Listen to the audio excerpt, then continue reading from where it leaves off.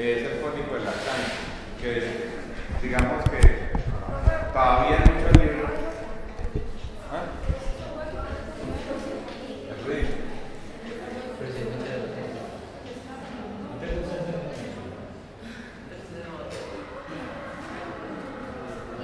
Y el cólico del lactante realmente tiene un nombre que tiene más de 40 años, se llama cólico del lactante porque sintomatológicamente parece que es un cólico, porque el niño llora, se calma, entonces parece un cólico. Realmente hoy el nombre técnico es llanto primario del lactante o llanto excesivo del lactante, pues lo pueden encontrar como en muchos libros así, porque es un llanto realmente causa no orgánica la gran mayoría de las veces.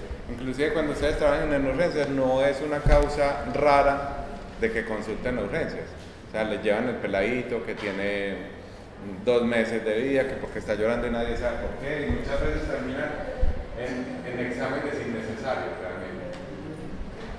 Entonces vamos a hablar inicialmente, y por eso también quería hablar, vamos a hablar inicialmente de constipación y luego hablar de proteína y por último de cólico.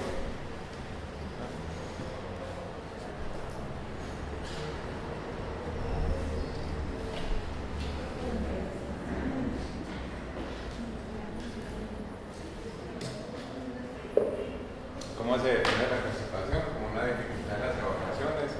Por definición son menos de 3 evacuaciones por semana y no siempre puede estar asociado o no a encompresis, o sea que se le sale un poco sin que el paciente se dé cuenta, pues realmente. Epidemiológicamente hablando, más o menos se calcula en el mundo que es el 3% de las consultas pediátricas. En Medellín hace más o menos unos 3 años la Universidad de Antioquia hizo un estudio bonito mirando dentro de las causas de consulta. Las causas de consulta están en los consultorios privados en Medellín y se dieron cuenta que más o menos el 7% de los pelados consultaban por constipación. 1 de cada 300 niños presenten copresis como forma acompañante de la constipación.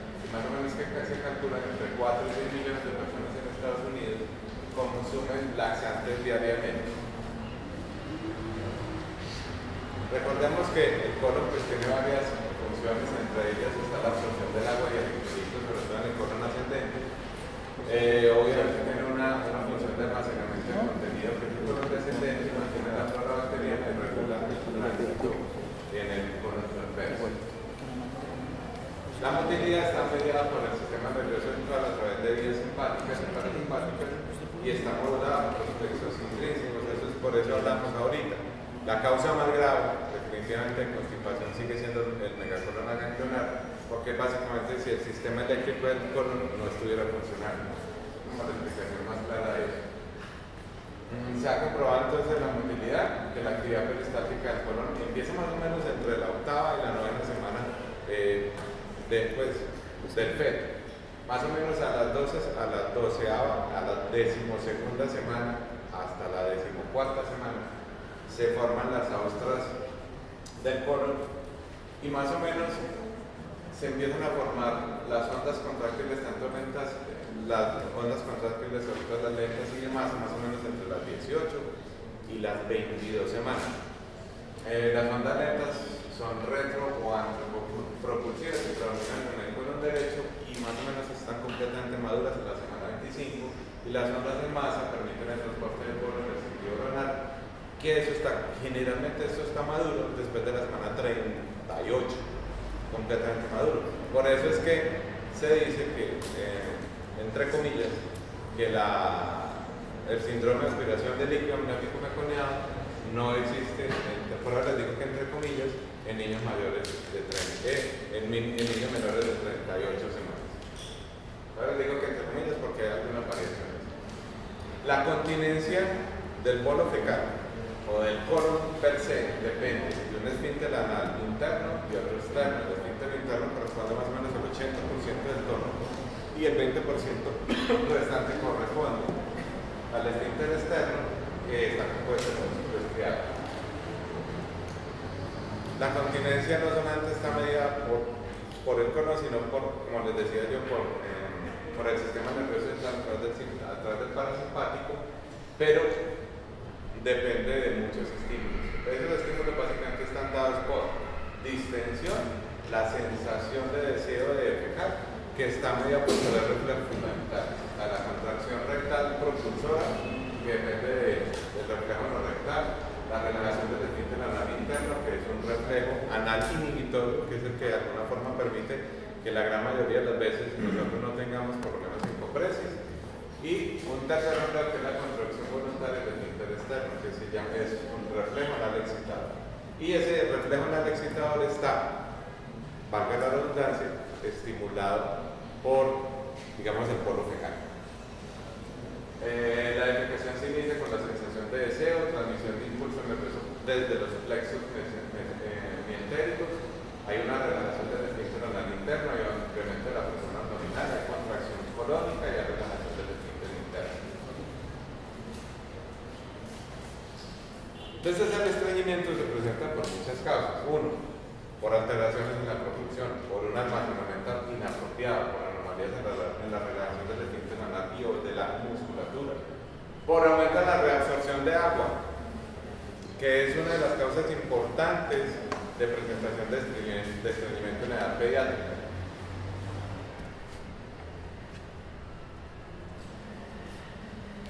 Estas son más o menos las causas que producen estreñimiento en la edad pediátrica, son generalmente secundarias, pueden ser idiopáticas entre el 90 y el 95%. Entre las idiopáticas, hoy por hoy se sabe que esas idiopáticas, la gran mayoría, son estreñimientos o constipaciones secundarias a causas psicológicas. Una de las causas más importantes que se esgrime hoy como causa de constipación es la presión por el control de esfínteres que se hace en las escuelas. Esto se vuelve un círculo vicioso y les voy a explicar por qué.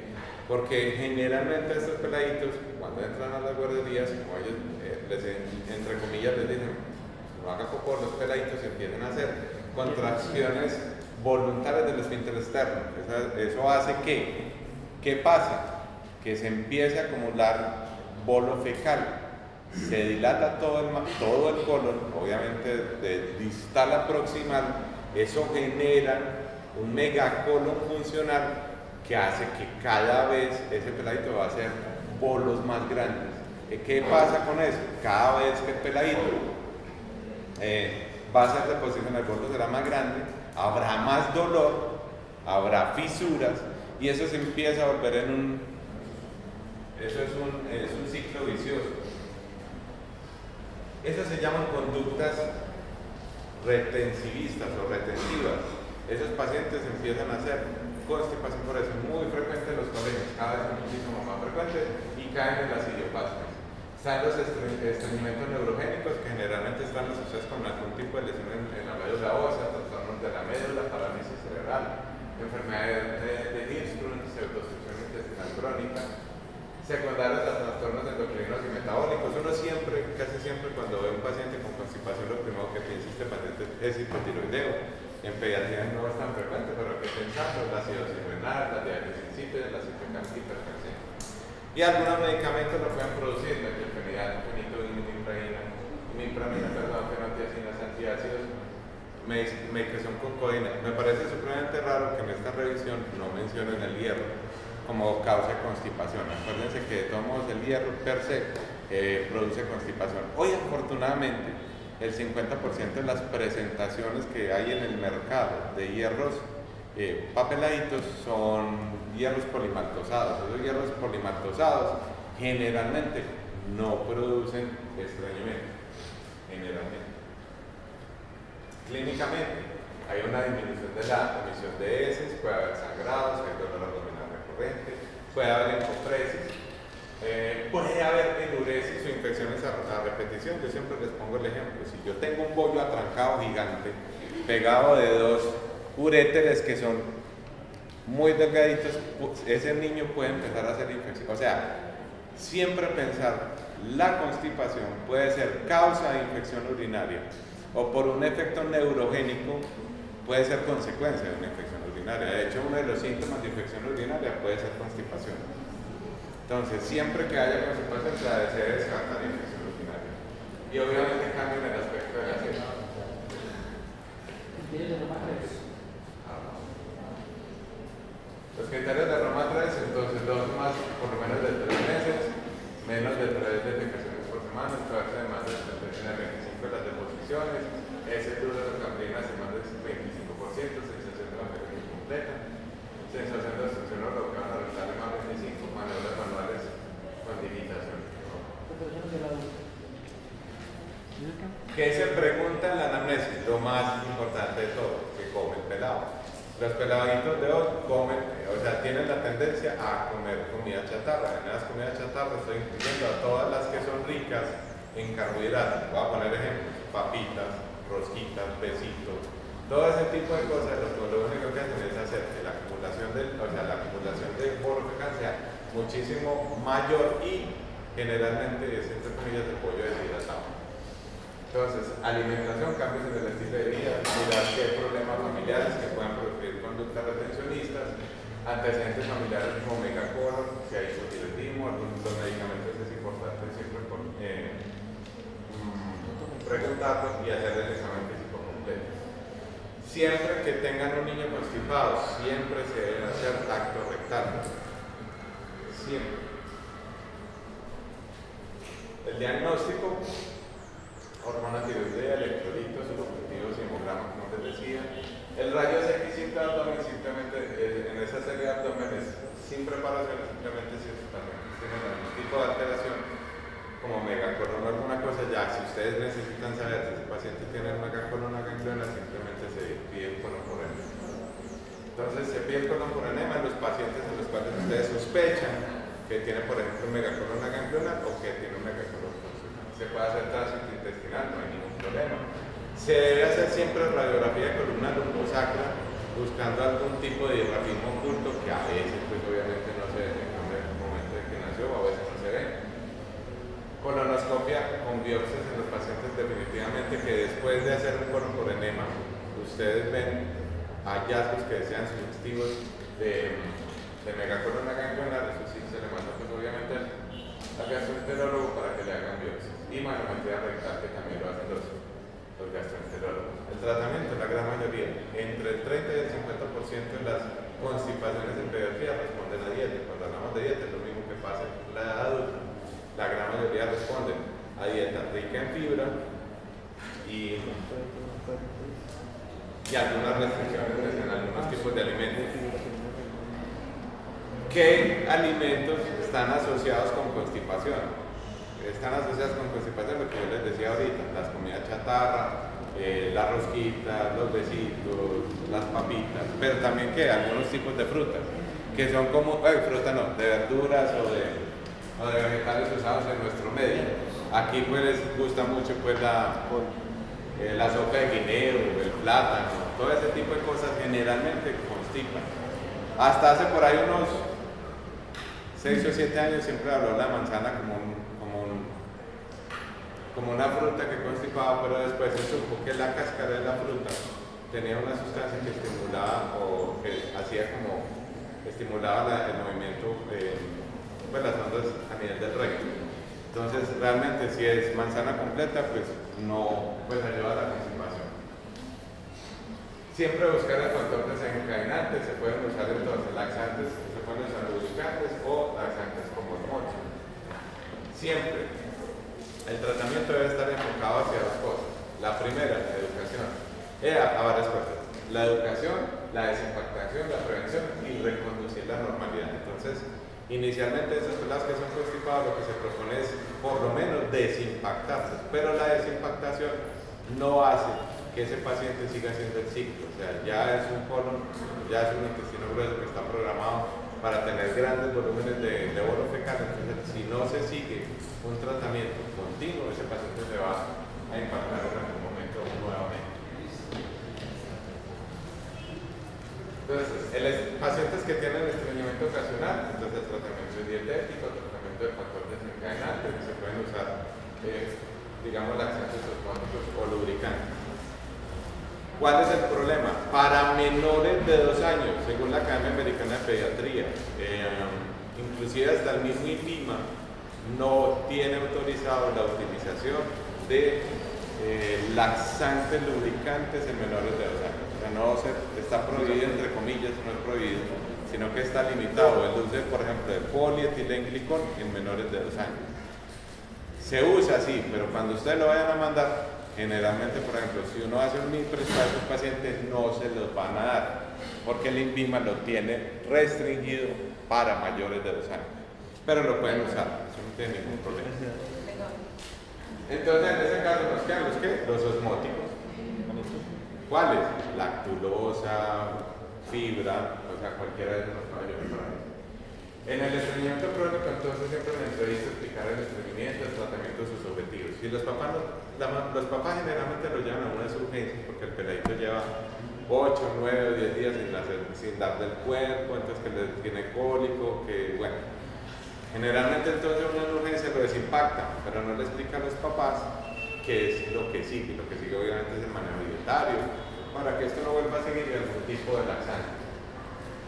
Desdramatizar, tranquilizar, restaurar confianza, corregir los errores en el régimen dietético cuando los hay. Reaprender la defecación.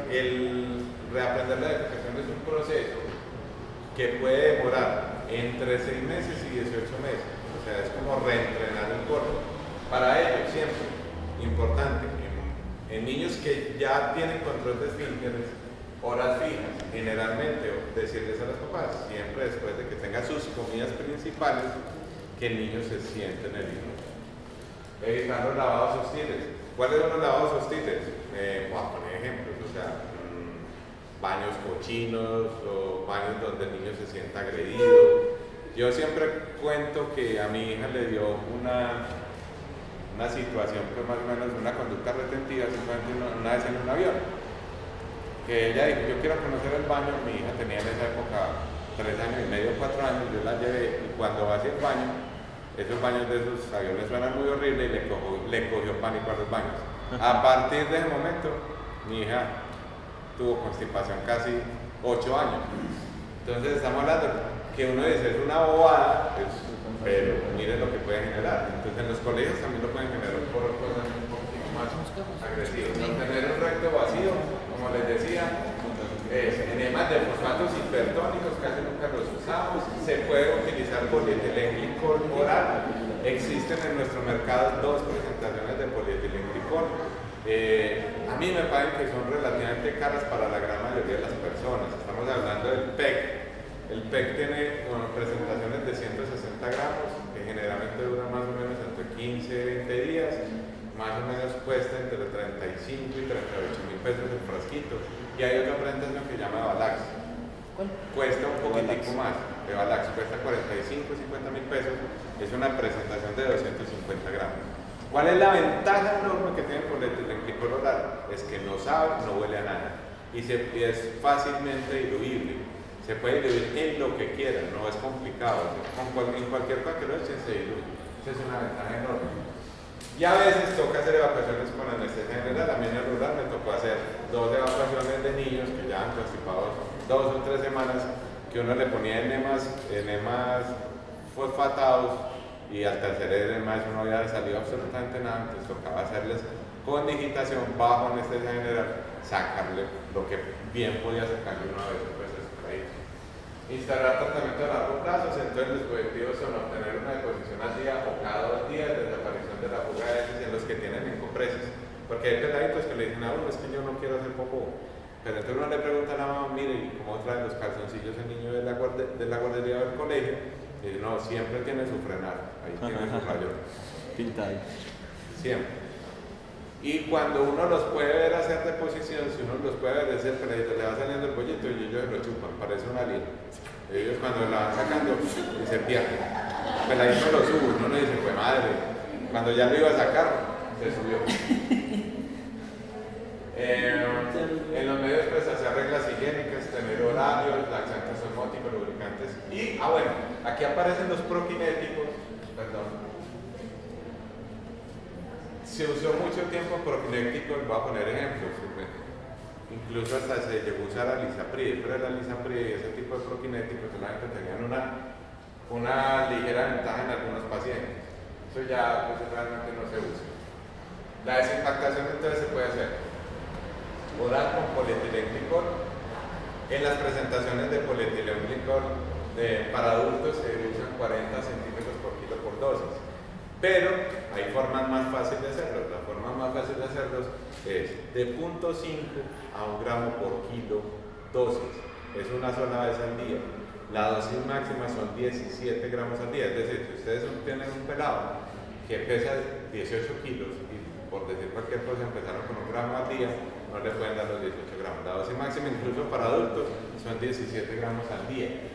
Y se puede hacer desimpactación rectal con el enema que tengan pues, en donde ustedes trabajan. O a veces hacer desimpactaciones digitales. Puede ser lo más traumático que existe pues, para uno pues, como médico, hacer desimpactaciones digitales. Y para el pelado también, pues, obviamente. Pero porque uno a veces los deja sangrando, los deja con fisuras, a veces los deja peor. Pero bueno. El mantenimiento, el más barato de todo sigue siendo el aceite mineral, pero hágale tomar a un peladito un aceite mineral. No se lo toma uno. Eso es horrible, no hay cómo ocultar el sabor. Muchos terminan vomitando todo el aceite, entonces pues se puede usar de la forma más barata, lo que ustedes quieran. La leche de magnesia Philips o cualquier marca que quieran. Se puede usar aceite de cocina, pero también hay aceites comerciales. Pues, que no tengan.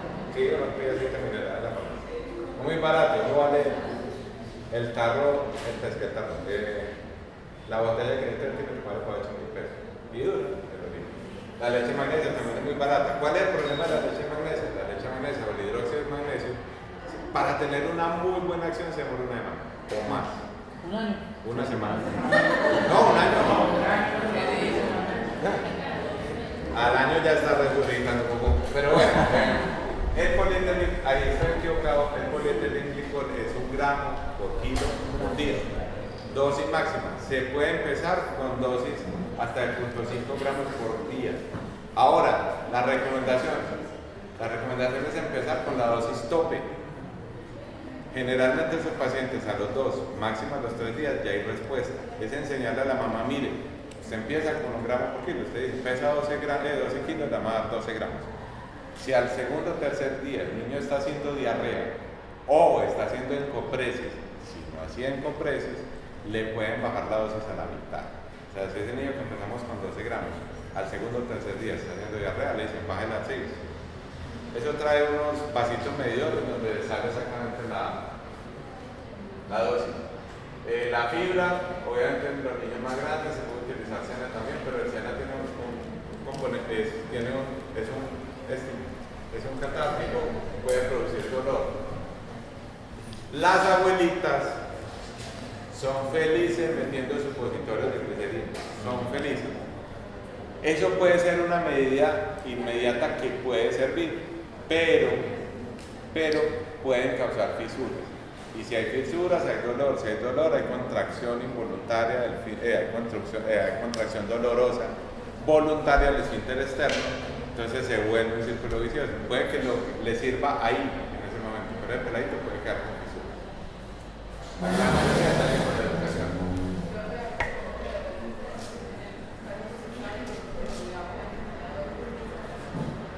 Eso lo pueden usar mucho tiempo. Normalmente, ¿qué pasa? El proceso de evacuación del colon se calcula que puede durar más o menos 2 semanas. Entonces, lo que yo les decía, mínimo 2 semanas para que se evacúe el colon. Pero el entrenamiento que viene después, que puede demorar meses. Cada peladito es distinto. Hay pelados que pueden durar años tomando polietilenglicol o fibra o lactulosa, pues cualquiera de esas cosas, hasta que se reentrene el intestino. O sea, uno lo que hace es manda el tiempo indefinido y ya después van mirando. Les dicen, quítenle un tiempo a ver cómo le va a poder recaer, pues no me va. Bueno, formadores de bolo, fibras solubles, pectina, mucílago, algunas semicelulosas que son polímeros de pentosa o hexosa. No son muy buenos en pediatría, pero bueno, están presentes en el arroz, en la gelatina, en la pera, en la manzana con la cáscara, en la guayaba, en el banano. Zapallo, no puede usar el zapallo, yo no lo conozco. Fibras insolubles, básicamente celulosa, que son polímeros de glucosa, están presentes en granos enteros, en salvado, avena, leguminosa, zanahoria cruda, frutas como papaya, mango y ciruela. La ciruela, que es una de esas cosas, el agua de ciruela, las ciruelas y todo eso lo usan mucho las mamás. ¿Cuál es el problema? Es que la ciruela tiene un estímulo irritativo sobre la parte, o sea, sobre el colon descendente. Entonces a veces el peladito está constipado y yo muchas veces digo, puede ser un catártico, pero es poner a pelear el intestino contra un bollo. Es así de sencillo. Simplemente lo que hacen es irritar el colon, pero el bollo está ahí, y es un bollo seco y deshidratado. Eso le va a generar polvo, puede generar polvo. Las ventajas de los formadores de oro es que son naturales, tienen buen precio. Las ventajas es que no siempre son bien aceptados por los niños y pueden producir flatulencia y meteorismo. Los laxantes estimulantes como el bisacodilo o la fenolftalina, que nosotros no tenemos, que son derivados del difenilmitano o el fenilacícara sagrada, tienen unas ventajas.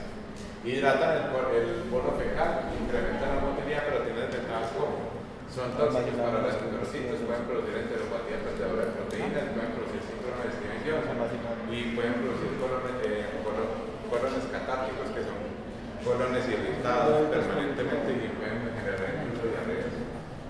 Los laxantes emulsificadores como el aceite mineral tienen una ventaja, es que son eficaces, son de bajo costo, pero pueden producir broncoaspiración y neumonías lipoídicas en niños con reflujo gastroesofágico y lactantes. El sabor es desagradable, mala absorción de vitaminas liposolubles con uso prolongado y pueden producir efecto de cuerpo extraño en la mucosa intestinal. Los osmóticos tienen la ventaja es que tienen un mejor sabor, son eficaces, se pueden usar en lactantes como la leche magnesia. La desventaja es que producen descubrimientos de la mucosa intestinal y pueden producir hipermagnesiemia, sobre todo en los lactantes menores. Los laxantes osmóticos, que son básicamente carbohidratos, tienen como ventaja la fácil administración, tienen un sabor agradable, pueden administrarse lactantes. Las desventajas son flatulencia, heces ácidas, se metaboliza y requiere incremento gradual de la dosis por cambio en la flora intestinal. Entonces, la desinfectación se puede hacer con polietilenglicol sin electrolitos. Cuando no hay dolor, administrar una mayor concentración durante 3 días seguidos, la gran mayoría se impacta. La dosis máxima es de hasta 1,5 gramos por día. Como les decía, la dosis tope son 17 gramos. El tiempo de tratamiento son 3 días seguidos, pero después de mantenimiento se mantiene entre 0,8 dice acá, pero puede ser desde 0,5 hasta 1 gramo por día por día.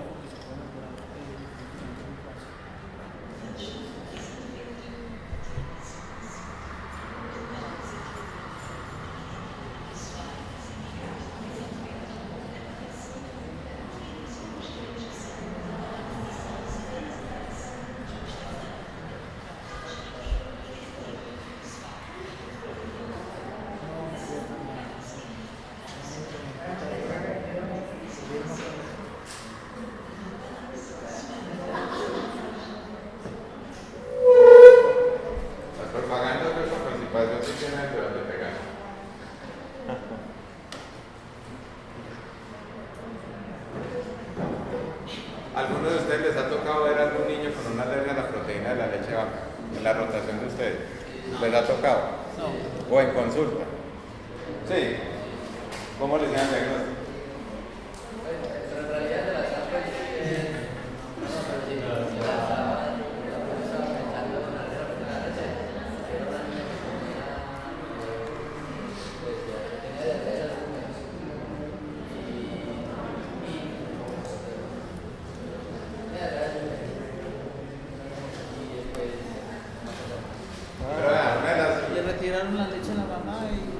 La incidencia y prevalencia real en el peor de los escenarios habla de incidencias hasta algunos del 10%, en el peor de las revisiones. Hoy por hoy, yo creo que no hay un día en el consultorio que yo no vea un niño que digan que tiene alergia a la proteína de la leche y que no la tiene. ¿Por qué? La razón. Ustedes saben. ¿Cuánto vale una leche especial para un niño, una alergia a la proteína de la leche?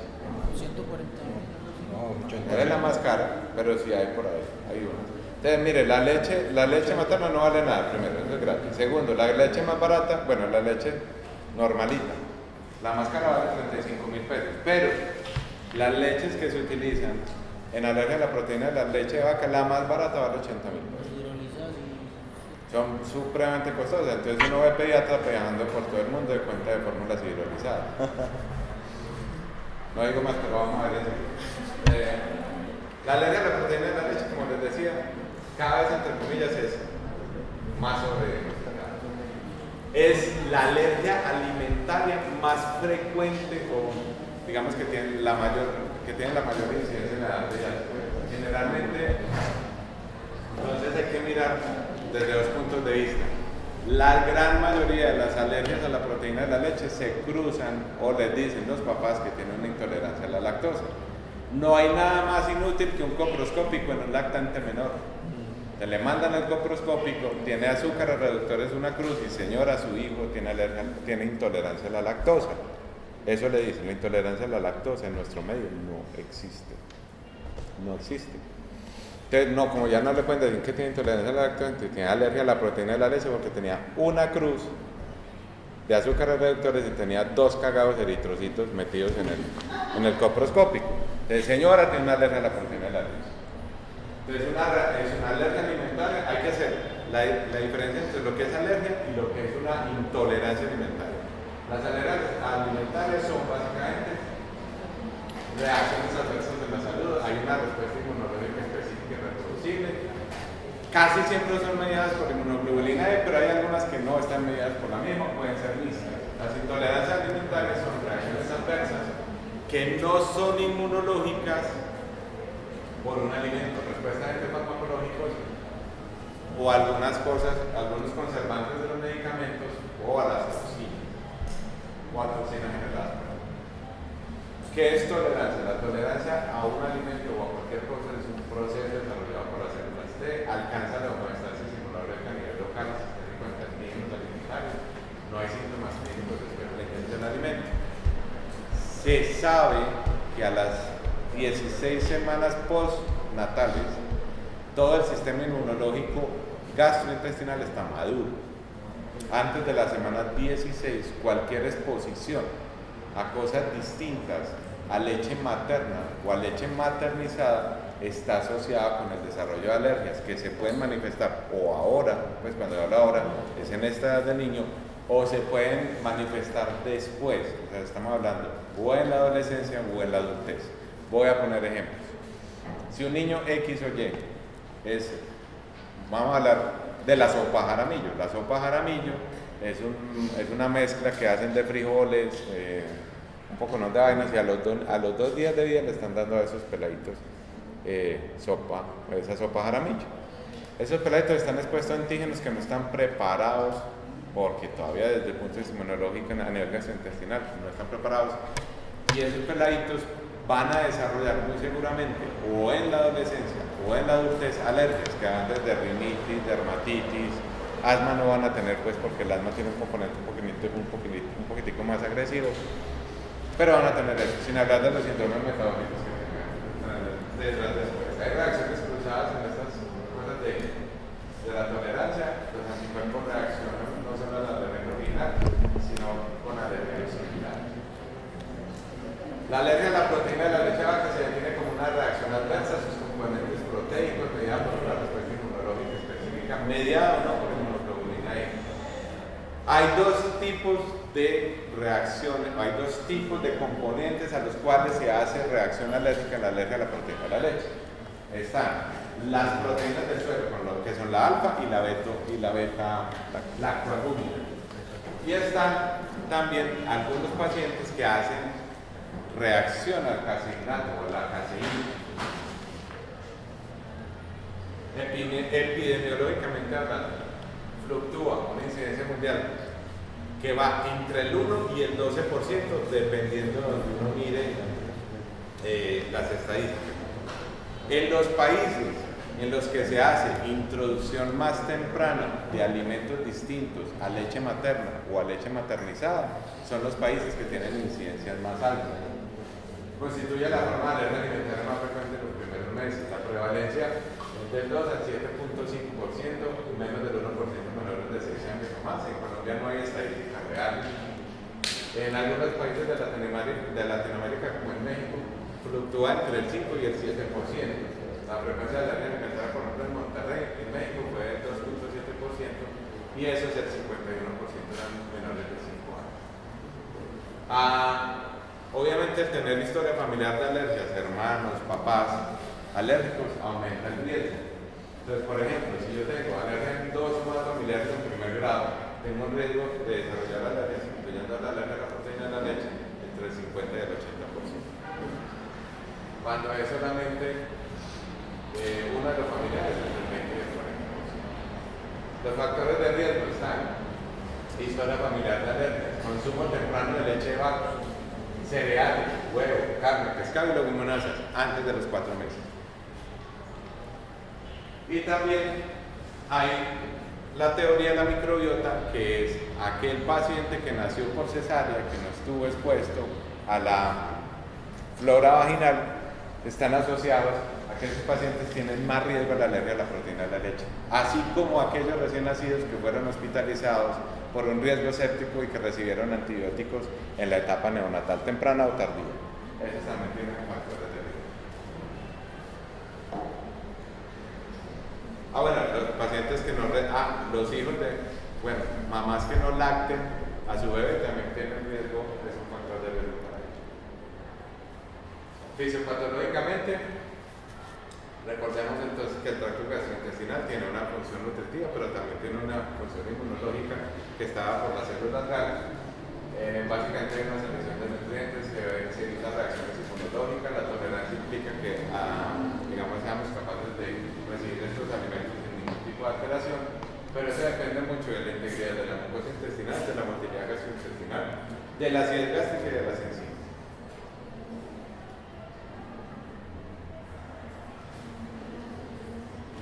Dependiendo de si esos pacientes tienen una alergia a la proteína de la leche, medida por inmunoglobulina E o no por inmunoglobulina E, los síntomas van a ser diversos.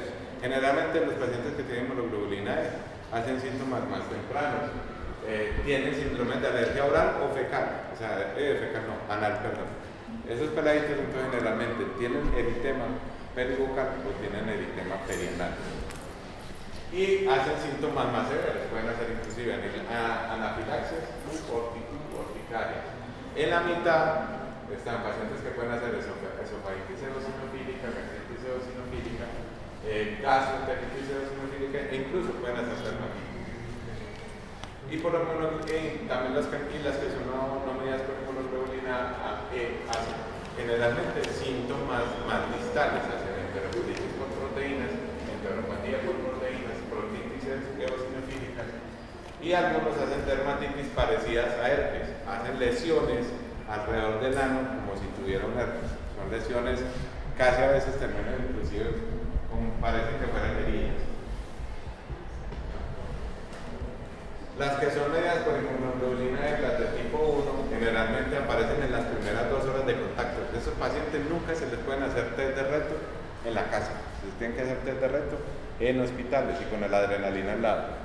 Generalmente esos pacientes pueden tener vómitos, diarrea, rinitis, sibilancias, urticaria, anafilaxia y laringoespasmo. Los gastroenterólogos ya hacen esos test de reto en los consultorios, pero como les digo, pero ellos tienen adrenalina. Pues, por si acaso, si pueden pasar.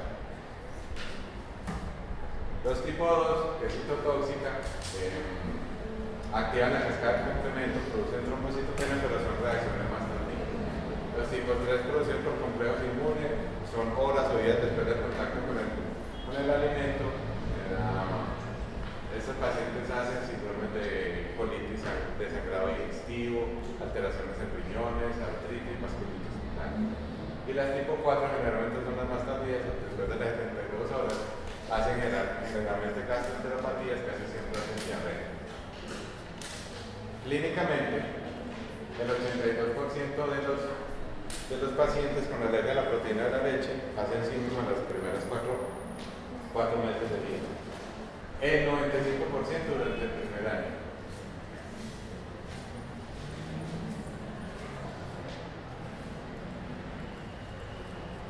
En las gastrointestinales, las hacen más o menos del 50 al 60% de los pacientes hacen diarrea, náuseas, vómitos, dolor abdominal.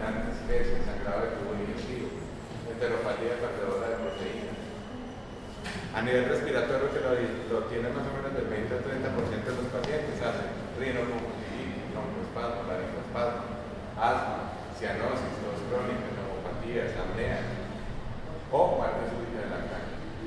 A nivel dermatológico, del 30 al 70% de los pacientes pueden hacer urticaria aguda, angioedema, atopia.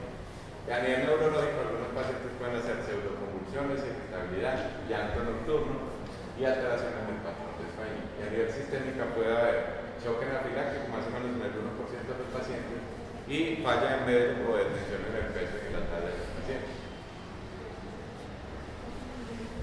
Estos pacientes entonces clínicamente pueden tener síntomas inmediatos, generalmente hacen presentación en los primeros 30 minutos. Si yo le midiera la inmunoglobulina E a estos pacientes de estabilidad elevada, hacen reacciones dérmicas, son las más importantes y las más prevalentes en estos pacientes, hacen urticaria, exantema, síndromes alérgicos orales, edema facial y anafilaxia. La anafilaxia obviamente es la manifestación más delicada de todas, ocurre, dice que más o menos en 10.9 a 38% de todos los pacientes con tipo 1. La reacción alérgica grave sistémica o generalizada, los criterios diagnósticos son inicio súbito, que involucra la piel, en pasas o ambas, al menos un síntoma respiratorio, síntomas de disfunción orgánica, síntomas gastrointestinales o shock. Las reacciones gastrointestinales que se presentan en nuestros pacientes son síndromes de alergia oral, hay urticaria de contacto oral por la ingesta del alimento, hay ingesta de frutas y verduras, hay reacciones alérgicas localizadas en boca y faringe, hay reacciones cruzadas con algunos otros tipos de alimentos, pero en niños más grandes. Las reacciones cutáneas generalmente son mediadas por inmunoglobulina E, entonces hay urticaria aguda o angioedema, o hay urticaria por contacto en algunos pacientes. La dermatitis atópica que se presenta en este tipo de pacientes generalmente se presenta con inflamación de la piel crónica recurrente, hay sensibilización alérgica, hay un aumento en la inmunoglobulina E.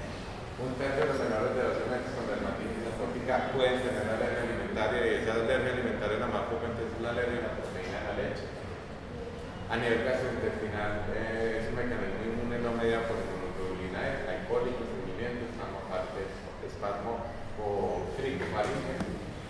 Hay enfermedad por reflujo gastroesofágico generalmente asociado a estos síntomas gastrointestinales, por eso les decía ahorita, se pueden cruzar los síntomas de reflujo gastroesofágico con los síntomas de alergia a la proteína de la leche. Puede haber esofagitis eosinotílica, que es una condición inflamatoria crónica. Clínicamente hay náusea, vómito, rechazo a la alimentación, dolor abdominal, pobre ganancia de peso, hay disfagia, hay pirosis. Y hay reacciones cruzadas. Pueden haber reacciones cruzadas con otros tipos de alimentos. ¿Cuáles son? Huevo, trigo y soya. Entonces el diagnóstico se hace por una historia clínica completa y el diagnóstico no se hace con ningún examen. No se hace con ningún examen. Se hace con dieta de exclusión. Cuando yo hablo de dieta de exclusión es enseñarle a ver, es más fácil hacer el diagnóstico en pacientes cuya madre solamente lo único que está haciendo es lactancia materna que en aquellos que están recibiendo fórmula. Por lo que yo les decía ahorita, las fórmulas son muchísimo más costosas y pues hay muchas mamás que no van a tener cómo hacer eso. Y es enseñarle a las mamás todo lo que se coma, absolutamente todo lo que se coma, tienen que leer. Hay trazas de leche, ¿dónde? En la mayonesa hay trazas de leche. Entonces las mamás dicen, no, yo no como ningún lácteo, entonces ellas no toman leche, no toman yogur, no comen queso, pero se comen un poquitico, por ejemplo, de mayonesa y con un solo fentolitro que se tomen pueden generar reacción en el peladito, con un solo fentolitro. Entonces son cantidades mínimas, hay que decirle a la mamá. Las únicas, ¿cómo se llama? Las únicas leches que estarían permitidas en esas mamás son las leches horneadas. ¿Cuáles son las leches horneadas? Por ejemplo, el pan, las galletas, las tostadas, o sea, todo lo que sea horneado, porque al hornearlo, se desnaturaliza. O sea, se naturaliza la mayoría de los componentes de eso, entonces generalmente no hacen reacciones alérgicas. Entonces se hace una prueba de reto oral. ¿Cuánto tiempo se hace? Lo mínimo que se propone que haga una prueba de reto son entre 1 y 2 semanas. Cuando ese paciente, si ustedes sospechan la alergia a la proteína de la leche, mejora, es decir, la mamá le dice, mire, el brote que tenía en la piel empezó a mejorar al tercero, cuarto, quinto día. La diarrea que tenía ya no tiene diarrea. Ya no me rechaza el pecho. Si ese paciente mejora en 8 días, se le dice a la mamá, vuelve a introducir paulatinamente los lácteos que usted normalmente comía. Si el niño vuelve a empeorar, casi que el diagnóstico está hecho. Si quieren le pueden hacer otras cosas, que vamos a hablar un poquitico acá de las otras cosas que le pueden hacer, pero es más o menos lo que se espera. Entonces, la prueba de eliminación se hace en pacientes que sospechan la alergia a la proteína de la leche, es protección de ingesta accidental de proteína de la leche vaca, protección de inhalación o contacto, y la proteína de la leche cruzada. Hay que ser claros qué comer y qué no comer. Entonces, los síntomas inmediatos desaparecen entre 3 y 5 días y los síntomas tardíos entre 1 y 2 semanas.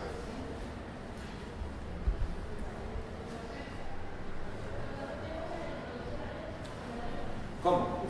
Se puede introducir a la semana si el paciente ha mejorado. O sea, si la mamá le dice a uno, yo lo voy a mostrar en todo. Cuando ustedes todavía tienen las dudas, se pueden ir hasta 2 semanas. Y a las 2 semanas empezar a reintroducir los sitios. Entonces, la prueba de reto alimentario es el gol estándar para hacer diagnóstico, pero debe realizarse tras una dieta de eliminación. Es una prueba en vivo para confirmar el diagnóstico de la proteína de la leche. Aquí hablamos pues, de los 3 tipos de pruebas de reto, que son los abiertos, son ciego o doble ciego, que generalmente son los que hacen los gastroenterólogos. Que ellos simplemente, ¿qué hacen? Los gastroenterólogos, cuando hacen, por ejemplo, a doble ciego les ponen, por ejemplo, 2 tipos de leche en el consultorio. Él no sabe, están marcaditas las muestras, pero él no sabe cuál es. El pelado toma y si hace reacción, van al laboratorio y miran cuál era la muestra, a ver si realmente la síntesis, si la hizo o no la hizo. Pero eso casi siempre lo hacen en el consultorio, no está haciendo otras pruebas. Los skin prick test o la medición por inmunoglobulina E solamente lo hacen los alergólogos, perdón. Es una reacción de hipersensibilidad tipo 1 a 4, tiene una sensibilidad del 69% y una especificidad del 91-98%.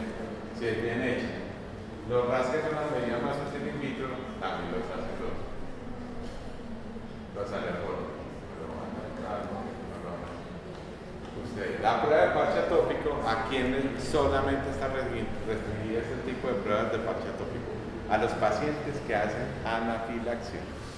Son los únicos pacientes a los cuales se les manda este tipo de pruebas. El tratamiento es la eliminación. Cuando la mamá está lactando exclusivamente es muchísimo más fácil, por lo que yo les decía a ustedes ahorita. Simplemente eliminen el alergeno. Pero cuando es en fórmula, le tienen que hacer un NIP después para que la mamá le den el medicamento. Pues en este caso, leches hidrolizadas. Existen 3 tipos de leches, que generalmente son las que ustedes conocen. Están las leches normales, que son las etapa 1, etapa 2, o etapas de crecimiento, que es la etapa 3. Existen hoy unas fórmulas parcialmente hidrolizadas. Las parcialmente hidrolizadas son conocidas hoy como fórmulas Comfort. Entonces hay Enfamil Comfort, hay Nan Comfort, hay SX Comfort. Esas leches, si ustedes sospechan una alergia a la proteína de la leche, no la usen, no les va a servir. Ustedes lo que necesitan es una leche extensamente hidrolizada. Marca todas las que ustedes quieran. Eso, pues hay muchos, pues, cualquiera está bien.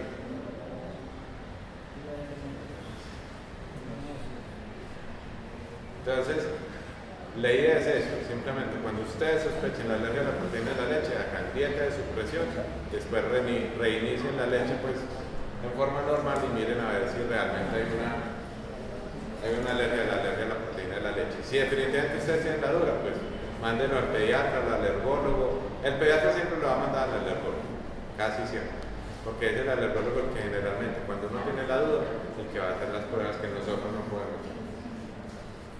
Y por último, vamos a hablar de eso.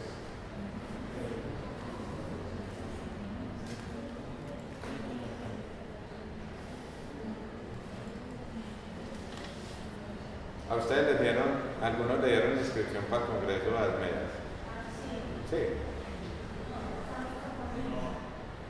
Sí, porque aquí mandaron los que 50 cupos.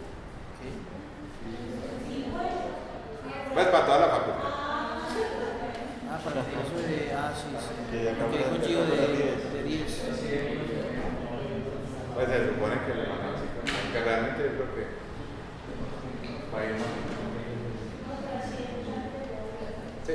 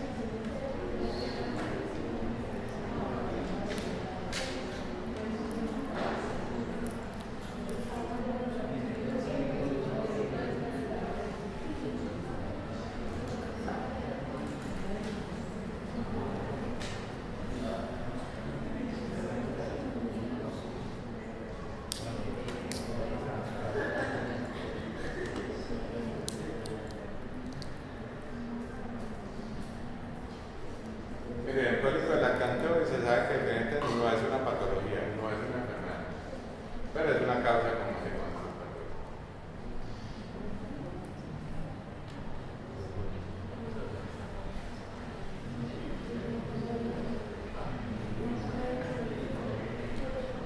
Entonces se considera hoy por hoy el cólico del lactante o llanto primario del lactante o llanto excesivo del lactante como una condición benigna, autolimitada, que resuelve espontáneamente en el tiempo. Yo la gran mayoría de los pacientes en mi consultorio les digo, vean, normalmente el cólico del lactante empieza entre la tercera y cuarta semana de vida. Los peladitos lloran de 3 a 4 veces, entre 3 y 4 horas al día, 3 a 4 veces a la semana, y les dura hasta los 3 meses o 5 meses, con médico o sin médico. Dura lo mismo. El motivo de consulta frecuente en primeras semanas de vida, uno de los problemas más importantes para la infancia, de la infancia, pero para los papás. Genera estrés más en los cuidadores que en el niño y en el médico a veces. Sensación de posible enfermedad, capacidad desconocida. También llamado llanto excesivo primario, llanto primario lactante, es la forma más temprana y poderosa de comunicación, conecta cuidadores con el bebé, asegura la supervivencia, la cantidad de patrón de llanto depende de la edad cambiante, si es una relación lactante, con una curva de llanto normal. Lo que se sabe hoy es que el llanto primario del lactante, el llanto excesivo del lactante, cólico del lactante, está asociado con el aumento o con el patrón de madurez del llanto de los niños. Ese patrón de madurez empieza más o menos entre la tercera y cuarta semana y dura más o menos, a veces hasta los 5 meses. Los que fuimos más llorones, hasta los 5 meses más o menos. En 1962 se hizo la primera descripción del cólico del lactante. Brazelton, que es un puericultor, tal vez el puericultor más importante que existe en el mundo, miró el patrón de llanto de 80 lactantes años en las primeras 12 semanas de vida. A las 2 semanas más o menos, lloraban 2 horas al día. A las 6 semanas, 3 horas al día. Entonces miren que eso coincidía mucho con normalmente el patrón de sueño y el patrón del cólico del lactante. Entonces realmente era un patrón de llanto. Eso coincidía con una cosa que llama el fusin o el patrón de alboroto de los recién nacidos, bueno, de los recién nacidos no, de los lactantes, que en la medida en que van creciendo se van haciendo más inquietos y son más quejosos. Quejosos es pues que generalmente hacen ruido para llamar la atención.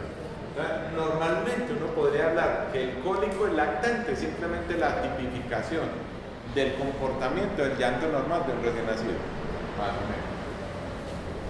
Miren las horas de llanto cómo van aumentando. Hasta más o menos, empieza más o menos entre la tercera semana y la cuarta semana, alcanzando un pico máximo entre la sexta y octava semana, y se supone que debe ganar de disminuir.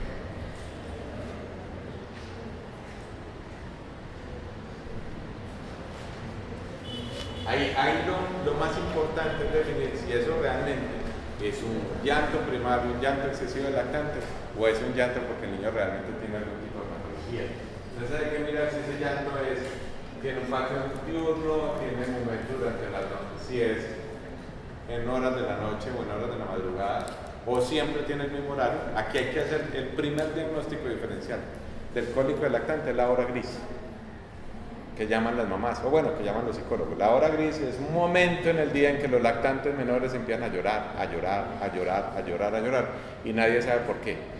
Que haciendo el diagnóstico diferencial con el cólico de lactante es variable, se presenta a cualquier hora del día, en el día o en la noche. La hora gris siempre a la misma hora, o bueno, por la misma hora, no tiene que ser a las 5 de la tarde exacta. Entonces el niño llora. Es el primer diagnóstico diferencial. Es el primero. Ambos se quitan solitos. Lo importante es hacerle entender, por ejemplo, a los papás que tienen niños con llanto, con hora gris, que son el 70% de los peladitos, que lo que deben hacer es tranquilizar al niño. ¿Qué pasa en estos peladitos con hora gris? Todo el mundo lo empieza a tirar. Ve, cógelo vos.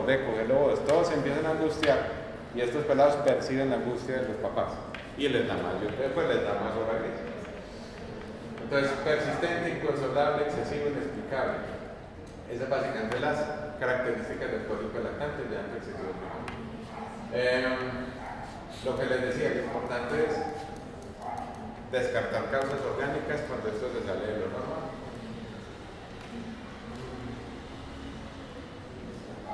¿De dónde viene la definición de cólico de lactante? Cólico viene del griego cólicos, que básicamente es colon. Es un llanto ocasionado por dolor que viene del intestino, que hay una alteración intestinal que requiere tratamiento. Más de 20 definiciones diferentes usadas en ensayos clínicos antes de las clasificaciones de Roma o los criterios de Wessel. Los criterios de Wessel son los que hacen el diagnóstico, o son los que hicieron el diagnóstico de cólico lactante inicialmente. Era la regla de los tres. Ese episodio de llanto que duran más de 3 horas al día, ocurren más de 3 días a la semana y persisten más de 3 semanas. En un niño que se ve sano, en un niño que se ve normal.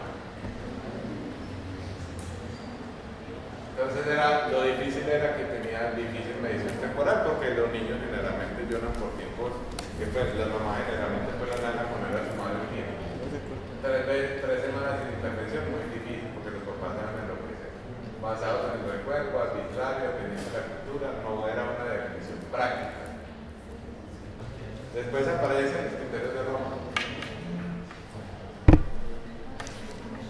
Y aparecen los criterios diagnósticos del cólico de lactante. Para propósitos clínicos se debe cumplir todo lo siguiente. 1. Lactante menor de 5 meses, cuando inician o terminan los síntomas, episodios recurrentes y prolongados de llanto, inquietud, irritabilidad reportada por el cuidador, turbulencia causada o bien, y no pueden ser prevenidos o resueltos por el cuidador. No hay evidencia de falla en medio, fiebre o enfermedad. Estas son las excepciones. En el 2001, en el norte de Europa y en el Reino Unido, se calculaba que la incidencia era más o menos entre el 5 y el 19%. En el 2017 se hizo el cálculo más o menos a nivel mundial entre el 17 y el 25%. Y en el 2015 en Estados Unidos, en 1447, se hizo más o menos una incidencia del 6%, haciendo todos los criterios.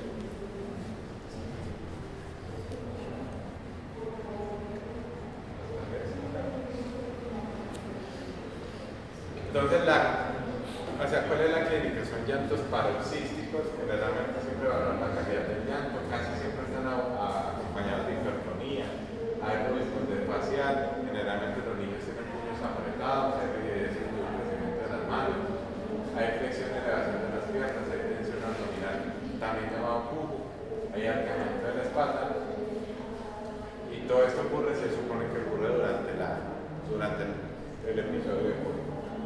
¿Por qué ocurre? Hay muchas teorías al respecto, inclusive algunos psicólogos decían que era una forma de venganza.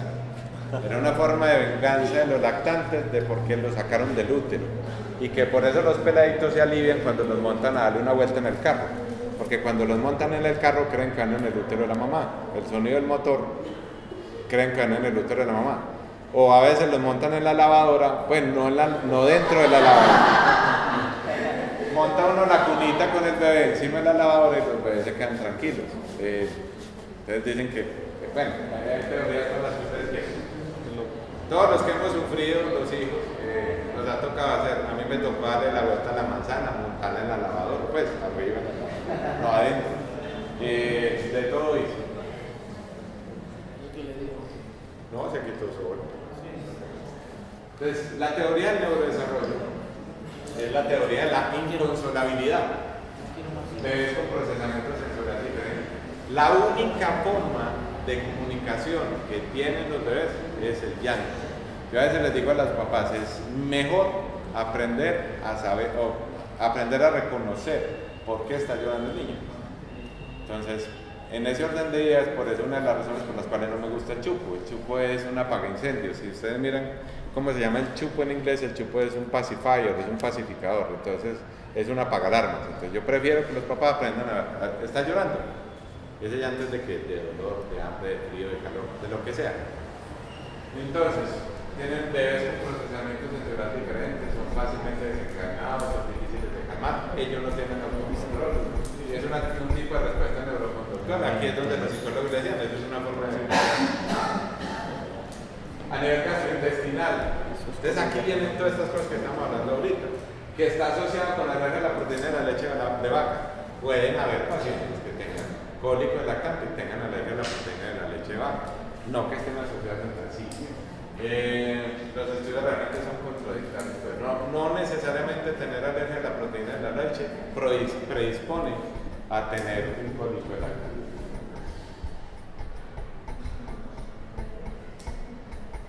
Gas intestinal excesivo, intolerancia a la lactosa. ¿Qué es la lactosa? Es un azúcar, es un carbohidrato que se desdobla. Cuando se desdobla produce más peos.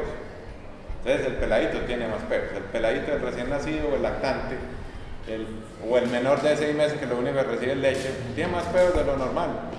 El peladito, para un peladito tirarse un peo es una experiencia absolutamente nueva. O sea, es una pan nueva. Fuera de que hace bulla, siente que se le mueve por acá, él se tiene que asustar. Cuando se mueve más, puede que se cague. Las intolerancias a la lactosa, hablamos, por lo menos en Latinoamérica, no existen. Yo no conozco en 20 años ningún niño con intolerancia a la lactosa. Existen excesos de lactosa. Cuando la mamá lacta a su bebé y lo pega 10 minutos de uno, 10 minutos del otro, porque en el hospital le dijeron está tomando más lactosa de lo que es capaz de procesar, digerir o desdoblar. Entonces ese paciente es el que le hacen el coproscópico y tiene 2 o 3 cruces de azúcares reductores.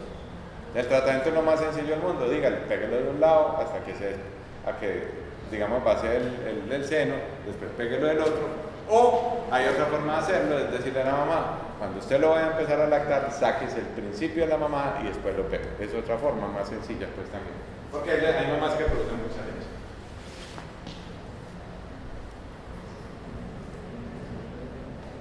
También hay una sobreposición del cólico lactante con la enfermedad por reflujo gastroesofágico. Se dijo mucho tiempo que los pacientes con cólico lactante tenían más reflujo gastroesofágico. También hay estudios contradictorios al respecto, definitivamente eso no es claro. Pero comparten algunos síntomas, no mejoran con medicamentos antirreflujo.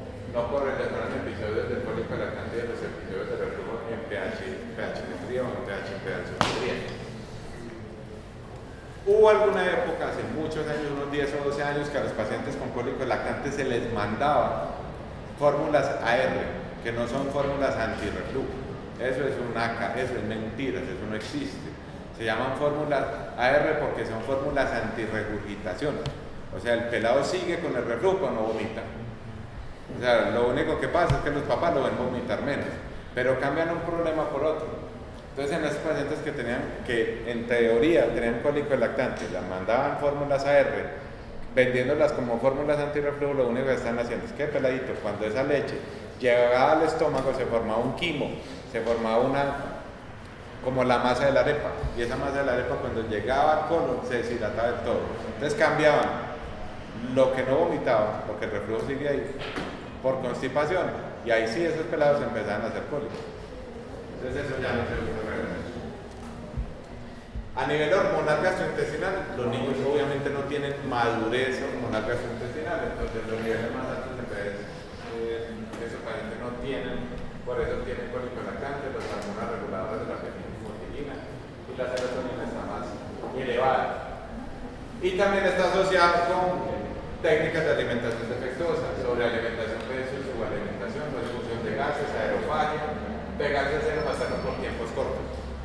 También es importante enseñarle a los papás, miren, sacarle los gases a un bebé no siempre implica que suene, porque hasta que el peladito o no se tire un peo o un eructo, los papás no quedan tranquilos. Son 2 horas así.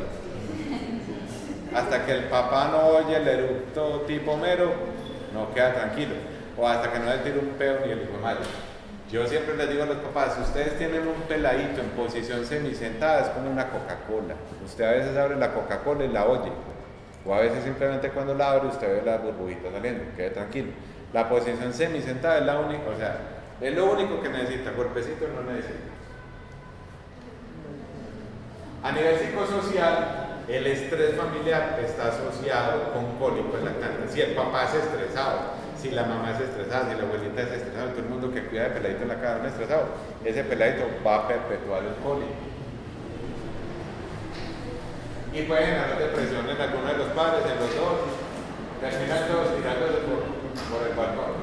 Y la microbiota también está asociada con eso, con las características microbiológicas en niños diferentes.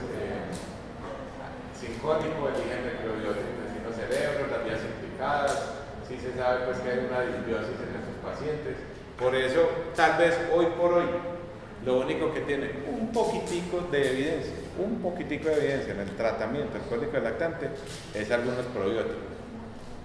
Algunos, que ahorita vamos a hablar, tal vez el único que tiene estudios medio serios. Entonces, clínicamente, o sea, simplemente la base diagnóstica, una historia clínica adecuada, un examen físico, en ese examen físico es que tenga un peso, un crecimiento normal, que neurológicamente esté bien, hacer la caracterización del llanto, evaluar alimentación y técnica, el patrón de sueño, mirar defecación y micción, antecedentes prenatales y perinatales, psicosocial y ambiente familiar, y la repercusión que tiene el cólico en el ambiente familiar. Es fundamental, yo siempre les digo, miren una cosa, sobre todo qué tipo de leche la están dando, cómo la están dando, si es leche diferente a la materna. Y al examen físico, antropometría, signos vitales, hidratación, valorar el llanto de los mamás, si los papás les pueden llevar videos, y el examen por regiones. Miren que hasta ahora yo no he hecho mención por ningún lado de ningún examen diagnóstico. Menores de 5 meses tienen episodios recurrentes de llanto, inquietud, irritabilidad sin causa aparente, no puede ser resuelto por cuidadores, hacer un examen físico adecuado, con una lista clínica, si no tiene banderas rojas. ¿Cuáles son las banderas rojas? Antecedentes familiares de migraña, fiebre o enfermedad, antecedentes familiares de atopía, cáncer anormal, problemas maternas, depresión paterna, ansiedad marcada de los padres, fiebre o enfermedad, problema distendido, falta de medro, resucitación, síntomas más de 5 meses y aquellos que no tienen ritmo diurno. Estos pacientes siempre hay que buscar alteraciones anatómicas, metabólicas, infecciosas, alérgicas, neurológicas y o comportamentales. Si no tienen ningún tipo de bandera roja, es un cagado o cólico lactante. Explicar a los papás que eso se va a quitar solo. ¿Qué se hace? Tranquilizar a los papás, examen físico detallado, enseñar la curva normal del llanto, identificar cuáles son los factores de riesgo, identificar inseguridad, ansiedad, depresión, signos de abuso, evitar el zarandeo. Todavía se ve, como es llorando, lleva 3 horas llorando, la mamá se lo pasa al papá, le hacen así, la abuelita, como el papá no fue capaz de zarandearlo duro, entonces lo pasan a la abuelita, y así hasta que las hemorragias duran muy bien. Delegar tareas, o sea, que en la familia se apoyen altísimo estrés procesal. A veces hay que a mí nunca me ha tocado escuchar ninguno, pero generalmente el tratamiento es eso. Este tipo de cosas sirven. El resabio no existe. El resabio fue la mejor disculpa que se inventaron las mamás paisas que tenían que cuidar 10 peladitos, porque como los 10 estaban llorando al mismo tiempo, ya no podía atenderlos a todos. Entonces el pajazo mental, déjelo llorar porque no era podía atender, eso no existe. Entonces envolver al bebé se sienten más protegidos, los masajes relajan, si nos relajan a nosotros también a ellos, cargarlos frecuentemente.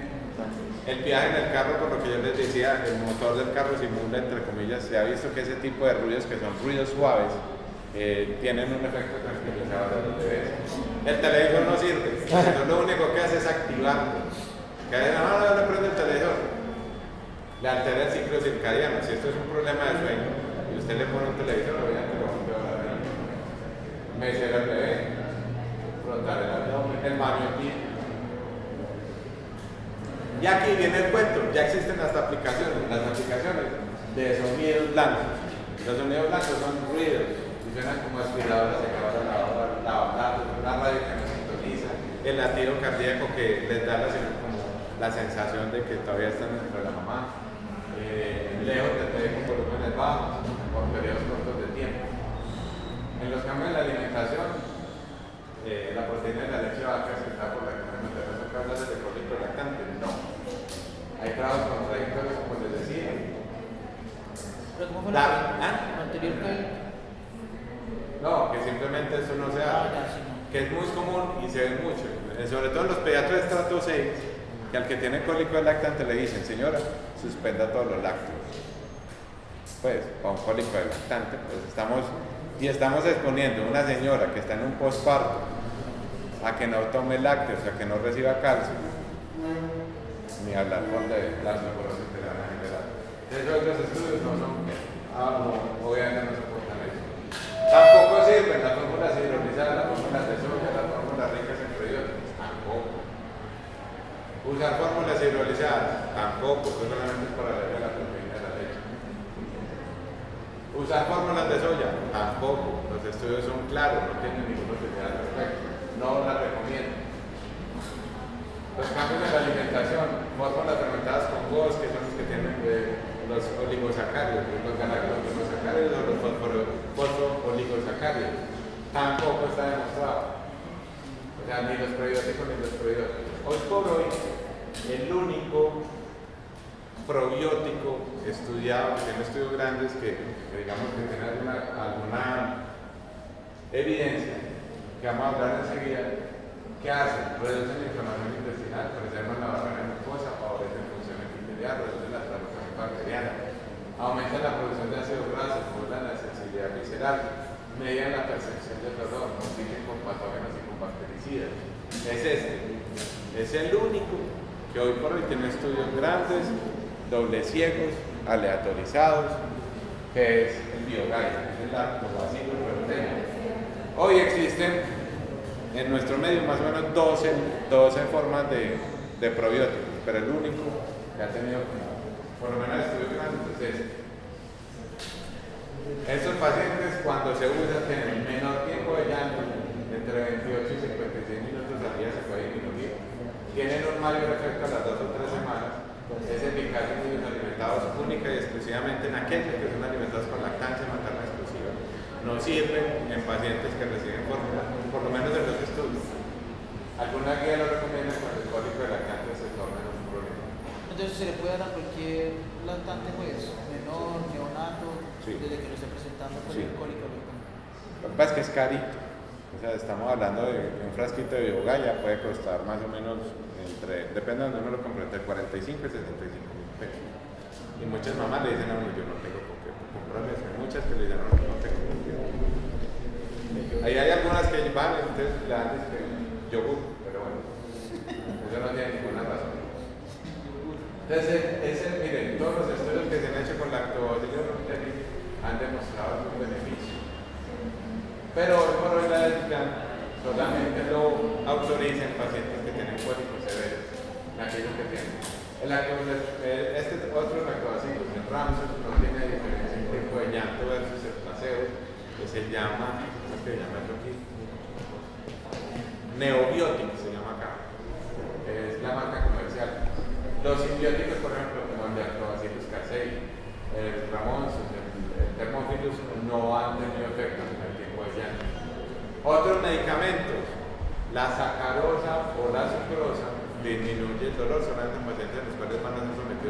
tipo de intervención, pero realmente el cólico lactante no.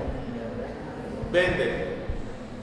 El espasmosiligaz, no existe ningún estudio con espasmosiligaz, ninguno. Y eso es, pues, yo creo que lo que más se vende en nuestro medio. La simeticona, que es el espasmosiligaz gringo, tampoco existen estudios que hayan demostrado que tengan alguna utilidad al respecto. Otros medicamentos muy comunes los que están trayendo pues de todas partes, el agua de la gripe. El agua de la gripe que realmente no tiene ninguna razón de ser. No hay ningún estudio con esto, simplemente son melcochas de lactobacilos de todas las marcas que no tienen ninguna cosa. Hay que enseñarle a los papás que generalmente el cólico mejora con el tiempo. A las 6 semanas del 17 al 25% de los pacientes ya no lo tienen, y solamente a las 12 semanas solamente hay un punto 7% de los pacientes que lo tienen. A corto plazo producen depresión materna, suspensión de la lactancia, síndrome de niño zarandeado. A largo plazo producen cambios de comportamiento, hiperactividad, trastornos funcionales, puede ser un predictor de migraña, asma y